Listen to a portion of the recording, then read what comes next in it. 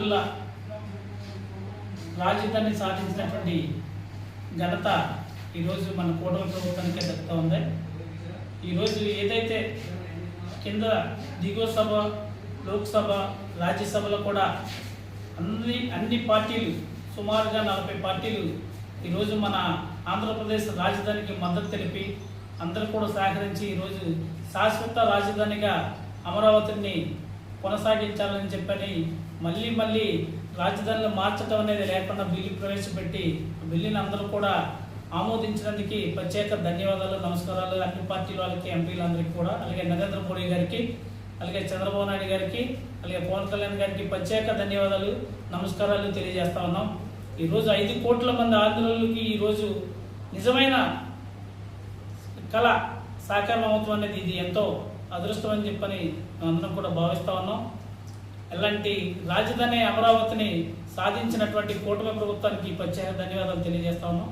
40 పార్టీలు కూడా మద్దతు తెలిపి రాజధాని ఇచ్చినా కానీ వైఎస్ఆర్ పార్టీ అనేది మద్దతు తెలపకుండా రాజ్యసభలో కానీ లోక్సభలో కానీ అలా వైఎస్ఆర్ పార్టీ ఎంపీలు సభను వర్కౌట్ చేసి బయటికి వెళ్ళిపోతాం అనేది ఇది చరిత్రహీనులుగా మిగిలిపోతుంది ఆ పార్టీ అని చెప్పని ఈ సందర్భంగా తెలియజేస్తా ఉన్నాం. ఎందుకంటే ఇంతమంది పెద్దలు పార్టీలు కూడా ఈరోజు అమరావతి రాజధానికి మద్దతు తెలిపితే ఈరోజు వైఎస్ఆర్ పార్టీ అనే ఒక పార్టీ ఒక ప్రాంతీయ పార్టీగా ఉండి ఈరోజు ఆంధ్రప్రదేశ్ ప్రజలకే మంచి జరుగుతూ ఉంటే కూడా ఈరోజు వాళ్ళు సహకరించలేక వాళ్ళకి ఏదైతే కుట్ర బుద్ధి ఉందో ఆ బుద్ధిని బయట చూపించినట్టు అయింది జగన్మోహన్ రెడ్డి గారు.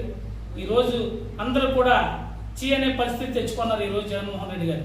ఎందుకంటే 5 కోట్ల ఆంధ్రులు కూడా ఎంతో ఆనందిస్తూ ఉంటే ఈరోజు వైఎస్ఆర్ పార్టీ జగన్మోహన్ రెడ్డి గారు కానీ వారి ఎంపీలు కానీ ఈరోజు మద్దతు తెలపకపోవడం అనేది ఈరోజు నిజంగా జనమందరూ కూడా చాలా ఇదిగా మాట్లాడుకోవడం జరుగుతూ ఉంది.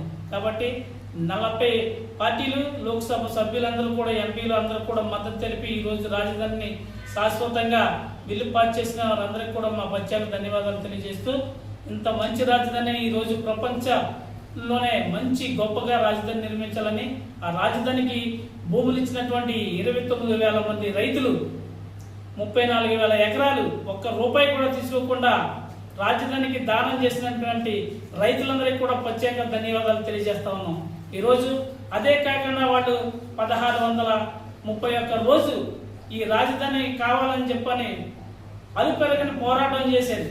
గత 5 సంవత్సరాలు కూడా జగన్మోహన్ రెడ్డి గారి గవర్నమెంట్ ఉండగా 1631 రోజు అలుపెరగని పోరాటం చేసి అందులో కొంతమంది ప్రాణత్యాగాలు కూడా చేస్తే ఈ రోజు ఈ రాజధాని నిజంగా సాకారమైందని చెప్పని ఆంధ్రప్రదేశ్ అదృష్టం అని చెప్పని వాళ్ళ కష్టం కన్నీళ్ళ వదలలే ఈరోజు ఆంధ్రప్రదేశ్ రాజధానిగా ఈరోజు శాశ్వత రాజధానిగా రావటం మా ఆంధ్ర అదృష్టంగా భావిస్తామని చెప్పని ఈ సందర్భంగా తెలియజేస్తూ ఈ రాజధానిని తెచ్చిపెట్టడానికి కూటమి ప్రభుత్వానికి, మోడీ గారికి, చంద్రబాబు నాయుడు గారికి, పవన్ కళ్యాణ్ గారికి మరీ ప్రత్యేకంగా ధన్యవాదాలు, నమస్కారాలు తెలియజేసుకుంటూ సెలవు తీసుకుంటాం.